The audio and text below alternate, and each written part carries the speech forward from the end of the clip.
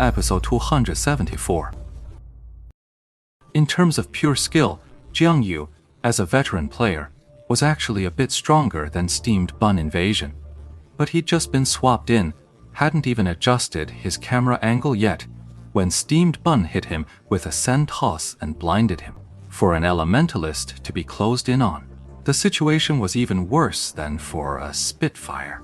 Jiang Yu, drawing on his experience, immediately cast a lightning ring the moment he was blinded.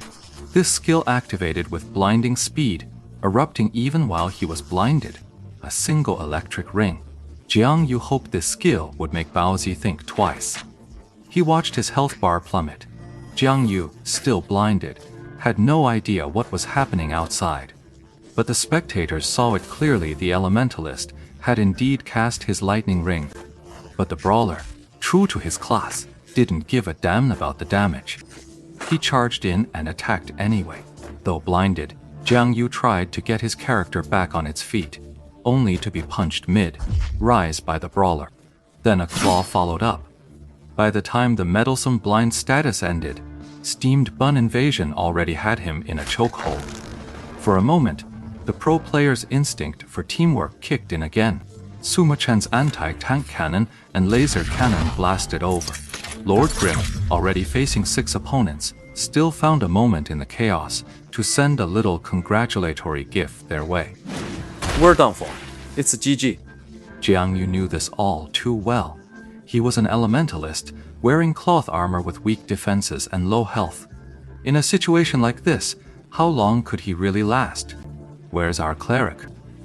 Jiang Yu thought, swiveling his view to look. He'd rather be blinded by the brawler's sand toss again. Their cleric was rolling around on the ground over there. Circle swing throw, backdrop, wave slash. No class at level 30 has this many grab-type skills. Not even the grappler, whose whole style revolves around them. But even at higher levels, a grappler can't spam grabs non-stop because their mid to high-tier skills have such long cooldowns. But Lord Grimm, all his skills were low level, all with short cooldowns. As soon as one finished, another was ready. So there was Lord Grimm. He kept using these skills, churning the 6 players into a dizzying whirl. This dizzying isn't just a figure of speech, it's literal disorientation.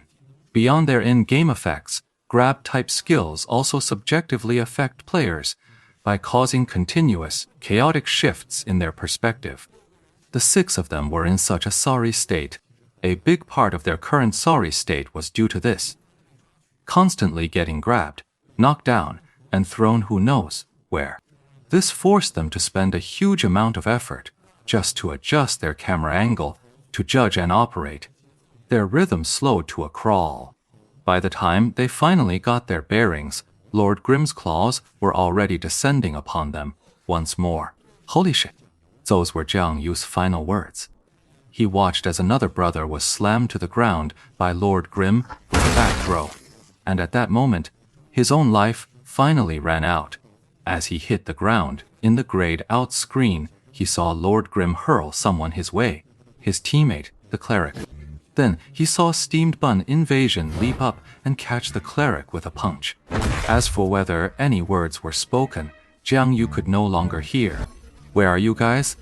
When Jiang Yu responded in Kangji City, furious, he sent a message to Knight's Cold Abyss. This is so frustrating. Jiang Yu was utterly miserable at that moment. In the online gaming world, he'd been a major player for years, only to be humiliated like this in the new 10th server. How could he possibly swallow this insult? We're almost there.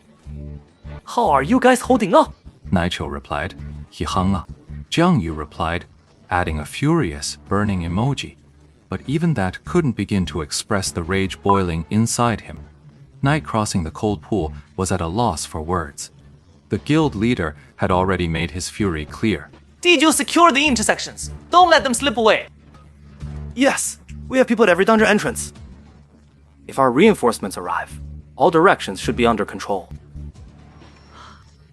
There's no time to study the map any further! Then pick up the pace. Jiang Yu was utterly frustrated in the empty city. He could do nothing for the upcoming fight. By the time he got there, the opportunity would be long gone. He was always a step behind. He was desperate to know how the other 4 were doing. But he also knew those 4 guys definitely didn't have time to reply to messages right now. The 4 players from Tyrannical Ambition were barely holding on. But the 3 from Voidwalkers finally couldn't stand their ground any longer. Tang Rou and Qiao Yifan were more than enough to pin them down, and Sima Cheng's perfectly timed support sealed their fate. One by one, all 3 of them fell, their avatars turning to corpses. Without a moment's hesitation, Tang Qiao and his partner dove straight into Ye Xiu's battle. Ye Xiu was currently fighting 1 against 5, and it looked like those 5 were getting the worst of it. But in truth, to maintain control of the field, Ye Xiu had to let many prime opportunities to damage his opponents slip by. He was essentially locked in a war of attrition with the 5, biding his time to pick off 1 or 2 when the chance arose. Ye Xiu had the skill for it, but that would risk someone slipping out of his control. Ye Xiu wanted no one to escape, and no one to interfere with the other fights, especially the one on Baozi's side, so he focused on controlling the field. Now Tang Rou and Qiao Yifan were finally free to lend a hand. Xiu's killing intent erupt instantly! In an instant, he unleashed a flurry of attacks on the opponent before him. All 5 of them were used to being tossed around by Lord Grimm, left utterly disoriented. A wave of dizziness washed over him. Suddenly, Lord Grimm latched onto one player and started going all out. Everyone was baffled. The one being targeted was especially confused. He thought to himself, what did I do to offend him? Why me? Make it quick. Ye Xiu shouted, and as soon as Qiao Yifan arrived, he immediately dropped a blade formation. Ye Xiu had been controlling the field the whole time. While he knew the skill, he simply hadn't had a chance to use it. Tang Ru's Han Yanru charged into the formation and immediately began attacking anyone in her path. So Muqing's full offensive focus also began to converge on this side. As for Steamed Bun Invasion, he was only dealing with a cleric. With the same cloth armor defense, and being the sole healer in a dungeon team focused on support, this opponent required no further assistance from him.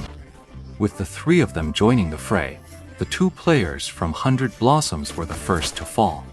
The last 3 were all experts from Tyrannical Ambition, and not just any experts, but their absolute best. Of course, they were no match for Ye Xiu, but they could definitely hold their own against Tang Rou and Baozi. It's just a shame that this wasn't a one-on-one fight with Tang Rou or Baozi. From start to finish, they never had a chance to duel an opponent on their own level. They were facing a top-tier god from the pro scene. Their confidence was utterly shattered. Facing a Lord Grimm of this caliber, even the pro players from the championship team Tiny Herb were getting bullied. They were completely out of their league. With Ye Xiu holding the line and controlling the field, Tang Rou and the others could cut loose without restraint. What followed was barely a fight. It was just a matter of cleaning up the battlefield. More are coming. Tang Rou was in the midst of her assault. Suddenly, she cried out, and Ye Xiu's heart sank. They couldn't keep fighting like this forever. For one thing, Our mana won't last either. if not for the fact that all 3 were pro-level players, and Tang Rou and Steamed Bun had already learned the rhythm of endurance fighting, this team would have long since run out of mana. Besides the inability to sustain combat, the enemy reinforcements that would arrive any moment were also what Ye Xiu was wary of. How long would it take to get here? From Lion Canyon. Ye Xiu knew this well. The reason he hadn't been willing to leave a single person behind to control the field earlier, because he had already calculated that this time was more than enough to wipe them all out. But now, with another dungeon team approaching, Ye Xiu swung his view around.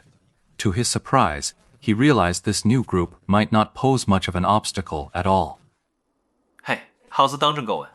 Ye Xiu took the initiative to greet the approaching party, and as they passed by, their characters' footsteps noticeably slowed. At that moment, the 5 people in front of their computers wore nearly identical expressions of awkwardness and strangeness. Yeah, we're on it. Yeah, we're on it, came the reply from Blue River. The players who had come over were from Blue Brook Guild. Familiar faces like Shi Zhou Thunder Lightning and Cloud Return, all of whom Yeshu had dealt with long ago, were here. Yeah. Yeah, Yeshu answered, even as his spear flicked another player into the air. The 5 members of Blue River watched the man's entire arc, from launch to landing, in silent disbelief. They showed no intention of joining the fight, yet they didn't seem ready to leave either. Blue River, you spineless coward! Are you really scared off by a few dungeon record competitions? Have you no shame? To their surprise, the 3 players on this side erupted into a stream of curses. Of course, they didn't have Huang Xiaoshen's skill to type out chat bubbles mid-battle, but they could certainly unleash a verbal barrage. These were all people who had known him back in the divine domain. Could this guy be an expert from tyrannical ambition? Blue River frowned. He looked again a sharpshooter, a blade master, a striker. He hadn't recognized whose voice that shout belonged to. But seeing these 3 classes, he already had a pretty good guess about who was behind the avatars he didn't recognize. Suddenly, Blue River felt his mood lift considerably. Oh, it's my birthday today, so I've got to log off early. I'll head out first, everyone. Have fun. He didn't step in to help, but he didn't stick around to watch either. He and Shizou's group just walked on by like they were ordinary passersby. And just like that, they walked right past. Pathetic, that basketball.